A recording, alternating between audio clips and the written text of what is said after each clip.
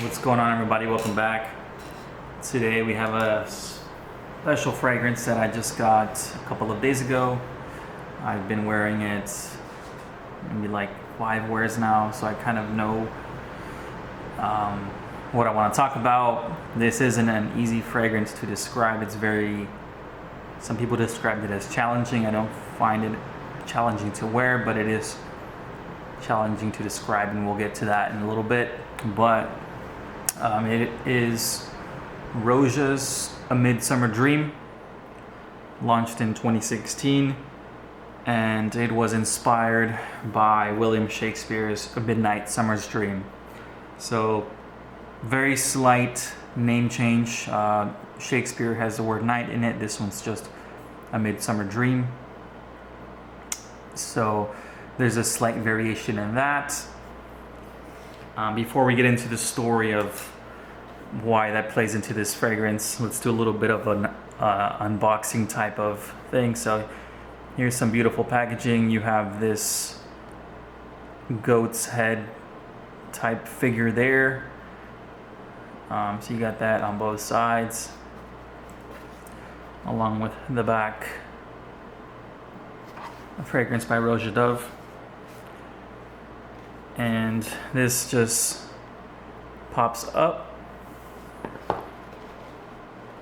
and then you have this nice gold cardboard box holding the fragrance. I'll set that to the side, and this kind of just sits in there. It's not super tight or anything, so you can just pull it up and it fits pretty snug.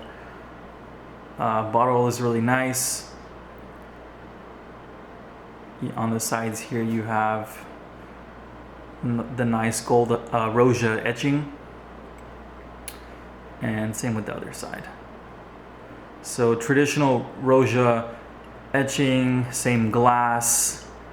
The only difference between this version and, let's say, Amber Oud back here is the Swarovski crystals on this one,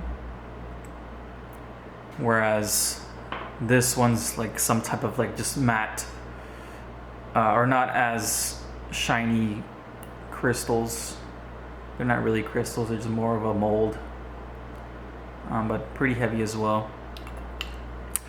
A little brief comment on the Roja bottles and packaging and all of that stuff. There seems to be no Roja bottle design committee or anything like that. There's different bottles everywhere. These are both 100 ml, but obviously you can see that they're different sizes. So this 100 ml here is skinny and tall, right? Fits okay in the hand. I don't got like big hands, so I can still kind of squeeze it though, so that's fine. And then you have this style here. Same type of etching on the sides, and there's like a fun history on where he makes the glass from, or where the glass is produced. You got the Swarovski crystals, and then this gold etching is also made somewhere, but really beautiful presentation there. Anyways, this bottle's the square style bottle, so it doesn't match the theme at all of this one.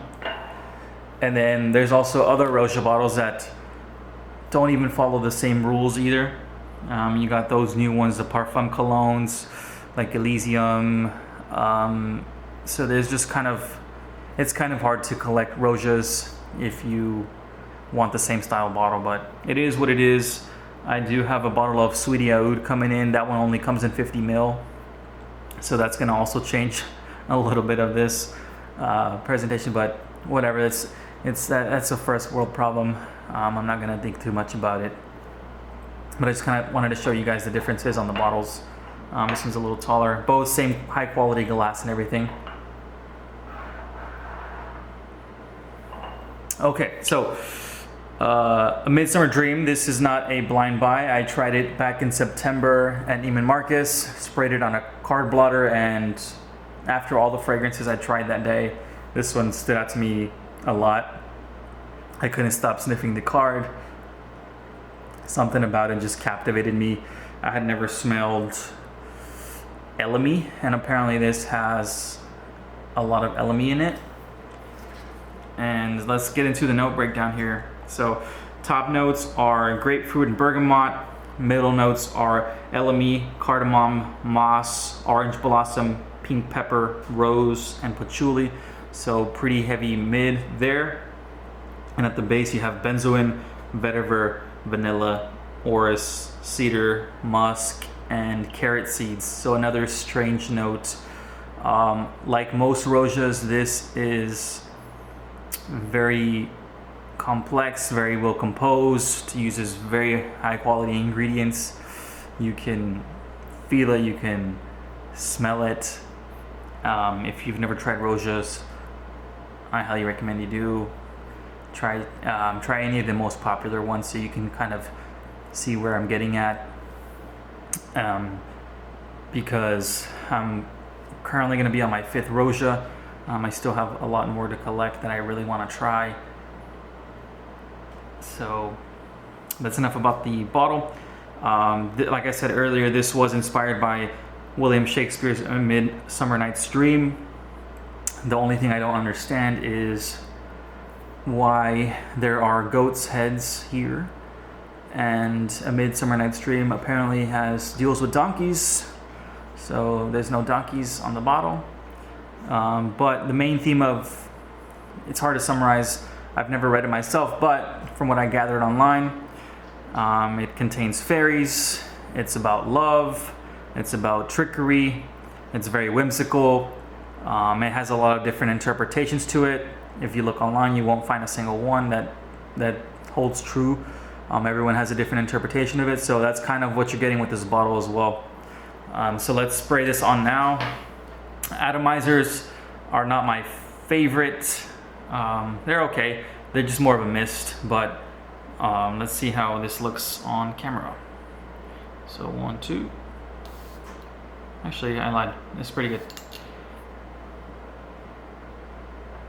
So immediately you get the grapefruit up top as well as the bergamot. I really enjoy Roja's use of citruses. I'm not the biggest citrus person, but for some reason I do enjoy the Rojas that I've tried that have citrus in it, including this one. Once that first blast of, like, I'm just 10 seconds in now, and now the mid is hitting hard. So you do get that elemi, which apparently is a poor man's incense. So you do get that incense quality, very smoky. You do have that resinous touch from the benzoin coming in as well. It's spicy, it's green, and then as the wear goes on, you start getting different things, and that's kind of where the fun comes in. That's kind of where in my opinion, where the play style or the playfulness comes in from this fragrance. It's very fleeting. One moment you're getting a couple of notes, and then you really enjoy the fragrance. You're like, oh, is that me? That smells good, or am I wearing that? And then not even 2 seconds later, that specific note that you really enjoyed is gone, and now you're on the hunt for it again. But the next time you smell something, it's a completely different accord that you're getting, and then you fall in love with that one, and it's just an ongoing cycle of falling in love with different notes. This is a very evolving fragrance. The citruses do that, they're very fleeting. They come and go as they please, and then the fun also comes into play at the base. The base has a whole nother tone to it as well. I don't know if I mentioned earlier, but the setting is in Athens, Greece, in some magical woods. So you do have those fairy-like components to it, right? It's very airy, very aromatic. and it just kind of sparkles in the air as you're wearing it too, if that makes sense. Very bright, very rich. But going back to the base is kind of where it kind of holds like the ground, right? So it's very earthy. The vetiver in here is very, very dry. Initially, when I sprayed this on at Neiman Marcus, I didn't get to experience the dry down. Maybe I did on paper, but not on skin. But on skin, it's completely different. This, to me, at the beginning was very uplifting, bright, comforting, chaotic, right? And then once you get your first dose of vetiver, you'll see what I'm talking about. It goes very earthy style. You start picking up a little bit of rose, a little bit of patchouli. The orange blossom does add a little bit of dirtiness as well, along with the vetiver. And this is textbook vetiver. It's very dry, and if you look at a picture of vetiver, it's exactly how you're looking at it is exactly how it smells. It does add that dirty aspect to it, and that kind of adds more to the fun, right? So here you have a battle of bright top notes, very fairy-like and whimsical, and then you have the base battling you to see who's going to come out on top. And maybe that's what I'm just thought of this right now, but maybe that's why you have two faces here, because you get two dualities fighting each other, which it's fun. It's a little bit of a play, and that's the best way I can describe a Midsummer's Dream. Just a fun, playful fragrance that evolves over time, challenges you over time, makes you fall in love with it 1 second, and then your love's taken away. But you keep coming back for it, right? So because you keep chasing that love that you smelled. For me, there's like 3 different loves in here. I really love when the grapefruit and the bergamot take a driver's seat. I really, really enjoy that one. I wish I could get a fragrance that has exclusively that. That would be incredible. The other one that I really love is that dirty, dry vetiver along with the patchouli and then the musks. This is also a musky fragrance. It's very powdery. I forgot to mention that, but it is a powdery fragrance as well. But every time you put your nose back on it, it's different, and I really enjoy that. I mentioned this exact type of perfumery in my Chanel Le Lion video. I highly love Le Lion for this exact reason. Le Lion basically is 3 fragrances in one for me. It's the most evolving fragrance I've ever smelled. I love the top notes on that. That one actually has, I think it has lemon up top with incense, and then you have your base with the labdanum and so on and so forth. But that one also has 3 different wares to it, and if I could bottle all of those 3 wares, I would buy every single one because they all put me in a different mood. And final thoughts on A Midsummer's Dream. I highly enjoy it. I really, really like wearing it. I bought a 100 ml bottle, and I'm excited to see Roja's new creations for 2024. This one's came out 8 years ago, and it would be cool to see Roja create another fragrance based on Shakespeare playwright. So maybe like a follow-up, or maybe not Shakespeare, maybe someone else, but to keep the theme of this bottle, right? Maybe do a 3-piece collection on plays. So this one's about fairies. Maybe he does one about, I don't know, dragons or something like that, right? Final thoughts. I have 2 fragrances back here that reminded me a little bit of A Midsummer's Dream. This is Tom Ford's Lavender Extreme. One of the best lavenders out there. Highly enjoy this. The LME and the cardamom of A Midsummer's Dream reminds me of the spicy lavender in here.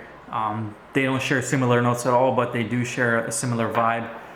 This one's spicy as well, and just very comforting. And but no one's ever made that comparison to even lavender either. So I don't know. Maybe I'm just getting a lavender. How do you say it? A lavender note from A Midsummer's Dream, but there's no lavender in there, so there must be some type of thing going on in there that makes my brain associate with that. And then Chanel's Boy, another lavender fragrance with I don't know what top note is in here, but I know it's probably bergamot as well, to be honest. But another fragrance that is very enjoyable to me. I love Boy. This is I've said this before, I don't know if in a video or not, but this is my hangover fragrance. So anytime, and hopefully it's not too many, right? But hopefully, I wear this when I have a hangover the next day, because I know this is going to uplift me. I know it's not going to make me regret putting it on. It's easy for me to wear, and it's fun as well. So those are 2 that remind me of A Midsummer's Dream. If you like any of these, you'll highly enjoy that. My only gripe with A Midsummer's Dream is that it doesn't last beyond 4 hours for me. But I'm sure the more that the air goes into the bottle, the more it's going to macerate, and hopefully it'll last longer. Let me know what you guys think if you tried it, and I will catch you guys on the next one.